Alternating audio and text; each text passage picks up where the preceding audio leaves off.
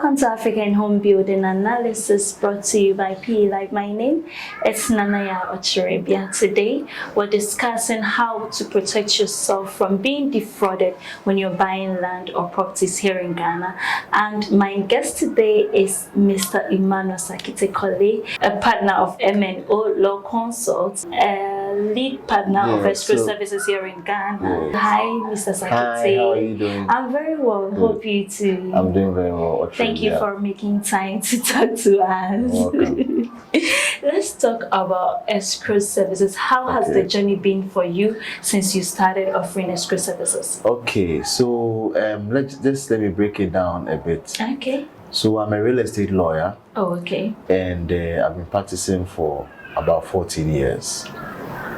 And my experience with real estate law in Ghana has been that a lot of the time when people do not do their due diligence before buying land, some of them are scammed, some of them are defrauded, and some just simply pay money to the wrong people. So, upon deliberations with some partners, etc., we developed the escrow services, where we encourage these prospective purchasers to put their money into an escrow account. Okay. And this money will not be paid until all conditions are met. And when I say conditions, what I mean is, so assuming that the seller owes ground rent, we will ensure that the ground rent is paid before there's disbursement. If property rates are owed, we ensure that that is done.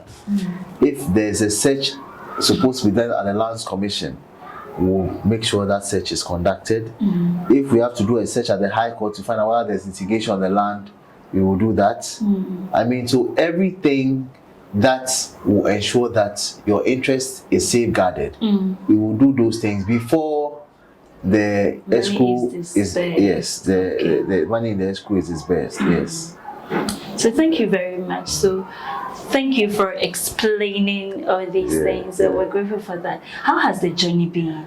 Well, look, like any other thing, you start here in Ghana, it takes off slowly, so people had their doubts, but we have proven ourselves. We have been able to protect people's interests, and we basically have demonstrated that this is something that can work in Ghana. So yes, and this is not the first time that a law firm is doing something like this, that we have decided to more or less tailor it to real estate services exclusively. Okay. Exactly. So, so far so good. Those who have used the service are happy. So I've not heard any complaints. Okay. Yes. We're grateful for that. What other services does MNO render to its clients? Well, so in the real estate sector, what we do is that we conduct due diligence on land, and then the due diligence is what I just mentioned, that you do a town and country planning search or land use and spatial planning search to find out whether the land has been zoned for the purpose for which you intend to use it for. So if you want to build a dwelling house, you have to make sure it's been zoned for residential purposes. You do a Lands Commission search to find out about the ownership. You do a High Court search to find out whether there's litigation on the land. You do a search at the office of the administrator of stool lands to find out whether ground rent has been paid. Because mind you, in Ghana, stool land revenue is supposed to go to the office of the administrator of stool lands and not the chief directly. What the chief is getting is a token. It is not payment for the land. Okay. That is how it ought to be described as. It's a token. So all these searches are done to ensure that the transaction is being done in accordance with law. We prepare the legal documents, because in Ghana, the only person that can prepare a document affecting land is a lawyer. Okay. And this is a lawyer that is in good standing. A lawyer that has been suspended cannot prepare a legal document. And then we stamp and register these documents. Okay. And then we also offer specialized litigation advice. Apart from that, we also have other practice areas: employment law, commercial, corporate, aviation, infrastructure. I mean, we have a number of areas, but I specialize in the real estate space. Yes. Okay, thank you very much. So yesterday, in a conversation with someone, his situation was such that he had paid the land to the family that owned the land. He had made payment to them, but later on, apparently they were supposed to speak to the chiefs in that area, so he had to pause whatever he was doing on the land, go to the chiefs, beg and other things. In such situations, what do you advise from a legal point of view? So the first thing you have to establish is who owns the land. Is it the family or the chief? It was the family. Apparently in the town per our customs, you know, Ghanaian society, our culture, and how we give reverence to our leaders and our chiefs. So apparently in that culture, even if the family owns the land, they are supposed to seek permission or give something to the chiefs before selling it. And they didn't do that from a legal point of view. But how is the client or the land purchaser, how is he responsible for the breaches of the family? Do you get me? So he had to stop development on the land. And then because he shouldn't be responsible for that. If the family has a duty to atone tenancy, or if I can use that word advisedly, to the stool, and they haven't done that, the stool should not hold this person accountable, especially when the family is registered as the owner of the land. I believe that what the actual situation is that the land is actually stool land. Oh, okay. And the family are members of the stool. Okay. And they went to settle on the stool land and acquired an interest in the land by virtue of their possession. Okay. And per custom, they are supposed to atone tenancy to the stool, either by giving them cash crops, assuming they have farmed on the land, or perhaps the arrangement is that if they are able to sell the land, they'll give the stool something. Okay. And that was not done. Okay. But that contract is between the family and the stool. It shouldn't not the extend to the buyer. Okay. You get me? Okay. The buyer should be insulated from that. Okay. Because the family can be sued for for not giving the buyer quiet enjoyment. Okay. Yes, because for him to now go and stop development and now go and be begging people, that is not quiet enjoyment. Okay. That is very embarrassing. Yes, it is. And maybe you had promised clients for date of completion, and then you can't complete it at that time. I get it. So thank you. So in such situations, the buyer can sue the family so that he will not be included in the whole situation. Well, yes. I mean, for breach of contract, because the contract essentially provides that, and this is an implied term, that you have to give the buyer quiet enjoyment. Quiet enjoyment, okay. And you have the right to convey. Okay. Do you get me? So if he's not getting quiet enjoyment, he can sue you because a breach of covenant. Yes. That is nice. So what are some of the challenges you met since you started rendering escrow services that has really defined the way you give your services? Well, I mean, the biggest challenge to me is that a lot of clients try to cut down on cost. Okay. Or let me say legal fees. Let me put it that way. By doing some of the work themselves. And then when a problem arises, then they'll come back to you and then you charge them even more than what you had charged earlier, because they are now desperate. So let me give an example. So somebody can come and say that they want you to do due diligence for them. And then you tell them, okay, you need to, first of all, you need to get a surveyor to go and do a site plan of the land. You need to do a lands commission search. And then they come back 2 weeks later and say, I've done it. I've done those things you said. I've gotten a surveyor to go on the land. I've done the lands commission search. I've done this, that. Now, how much are you going to charge me? I've done those things. And then I told them that, look, then the only thing I can do is I have to state in the engagement letter that I'm assuming that your site plan is correct. I'm assuming that your search is correct. You can confirm exactly. Yeah. So now I'm only responsible for the part that you did. I did. Okay. Do you understand? Yes, sir. Now, a situation where the person will come back and say, oh, but apparently I found out that the land fell within a road, and so it looks like the developer has shortchanged me. So now I want you to take them to court. What happens is that that's an extra cost, because although you were able to cut down on the due diligence cost, you have come back and bought another job, which is litigation. Exactly. So some of these issues do come up. Okay, so can you give us like the number of clients you have helped out with regard to escrow services? Oh, many. It's uncountable. Yeah. Would you say Ghanaians are buying into the idea of using escrow services? Well, most of them are foreigners. Oh, okay. Yeah, most of them are diasporans. Diasporans, okay. Yeah, most of them are diasporans. Local Ghanaians. Ghanaians have not really bought into the idea yet. And what can be done to help us get into that idea of using professionals? The challenge I see is that it has not really dawned on Ghanaians that by failing to comply with the rules, you can actually lose your land. It hasn't dawned on them. Do you get me? Yet. So they make their own rules up as they go along. So they can tell you that, oh, this document, I'll get a surveyor to do it for me.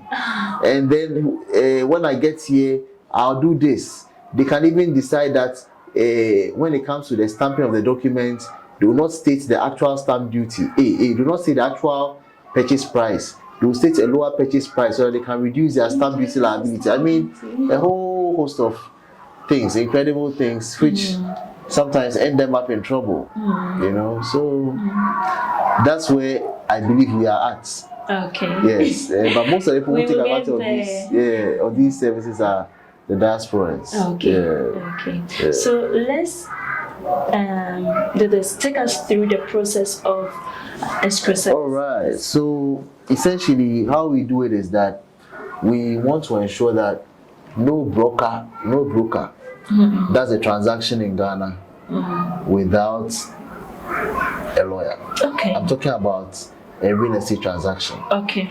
So what we do here is that we require the broker to bring the information about the client, the client's name, address, the location of the land, everything, payment terms, everything, and then we take over from there. Okay. So when we get this information, in the chain we have surveyors, we have valuers, and all of that.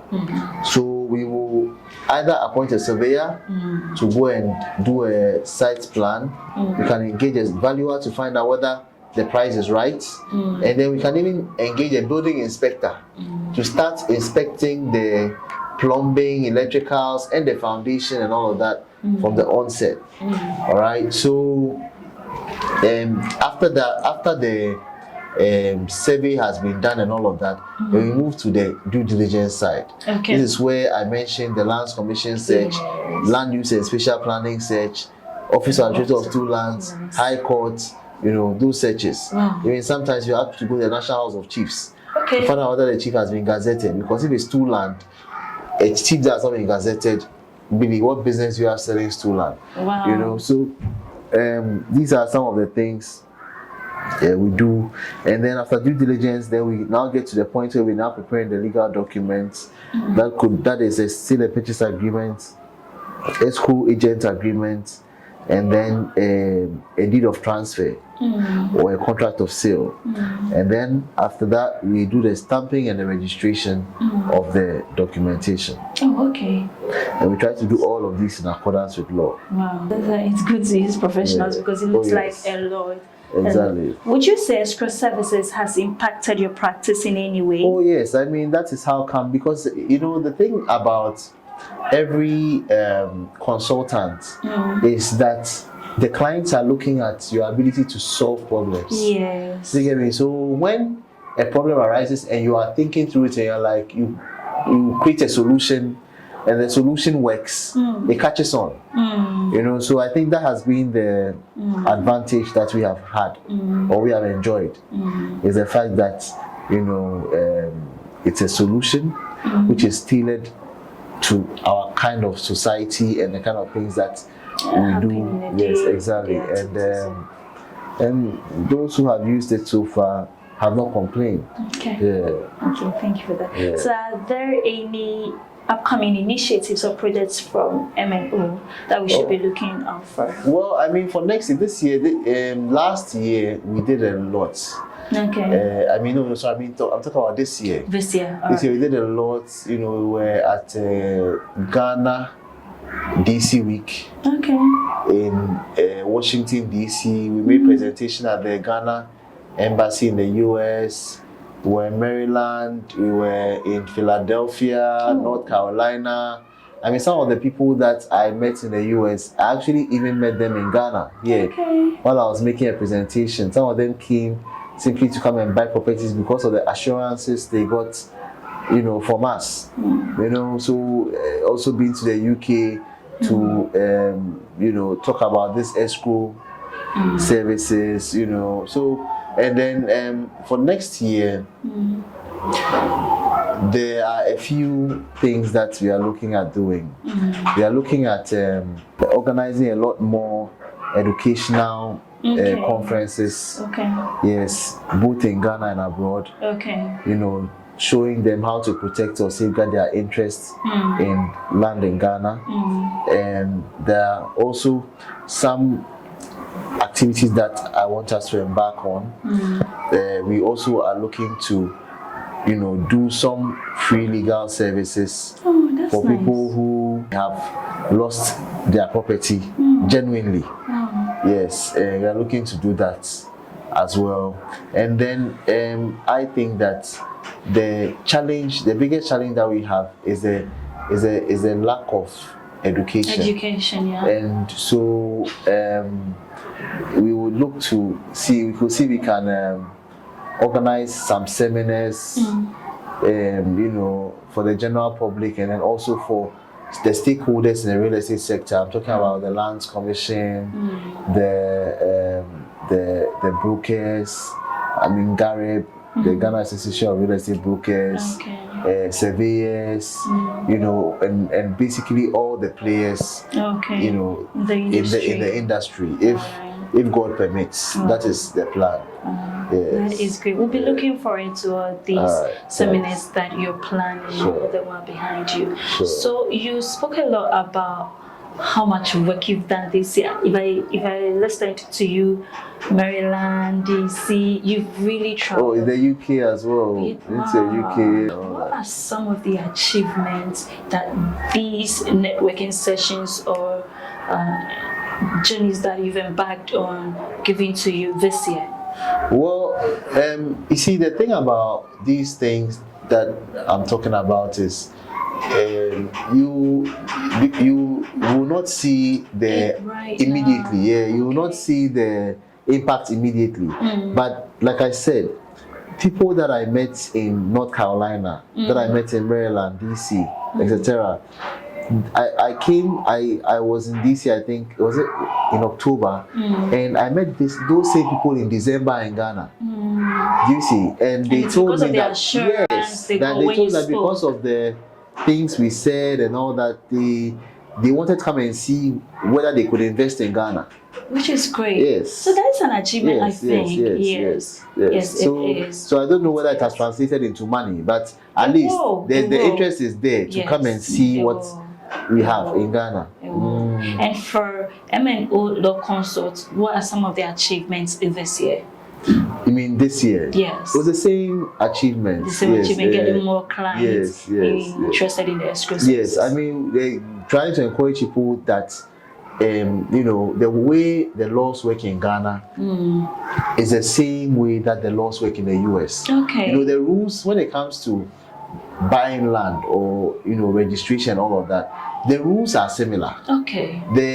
In the US, when it comes to land transactions, they have the pre-closing stage, the closing, the post-closing stage, and the things that happen in these stages are the same things that happen in Ghana at those stages as well. Okay. Do you follow me? Yes, sir. So the rules apply similarly. But what I have noticed is that when we have Ghanaians living abroad, they have two different sets of rules. In the US, if they're in the US, they will follow the law. When they come to Ghana, then they pretend there's no law. There's no law. And they want to, make up the laws as they go along. Okay. That's what I see. Okay, and which is bad. So please let us change. Thank you very much for that. What are your last words? Well, I mean, my last words are that I would encourage everybody to be very vigilant when they are doing any transaction. And the fact is not that it's only Ghana that has fraudsters, so the fraudsters are everywhere. You get me? Yes. So generally, you ought to be very vigilant. And for me, anytime I'm doing a transaction, especially if it's a land transaction, I always approach the transaction as though I were dealing with a dishonest person. Okay. That's how I'm dealing with. That's how I approach it. Okay. Because it is from what the person is telling me and the documents they are showing me that will prove to me that that person is not dishonest but honest. But the presumption is that the person is dishonest. So I really want to see everything before. Okay. You have to show me that you are not dishonest. Okay. Yes, that is how we do it here. Thank you. Thank you very much for speaking to us. We're grateful. This has been a very educative and informative session. Thank you. We're grateful. Thank you. Thank you very much for staying with us through this session. So now you know that if you want to buy land here, it is important that you do due diligence, and MNO Law Consult is here for you to help you go through that with the escrow services. Till we meet next time, this is African Home Building Analysis. My name is Nanaya Ochrebia. See you next time.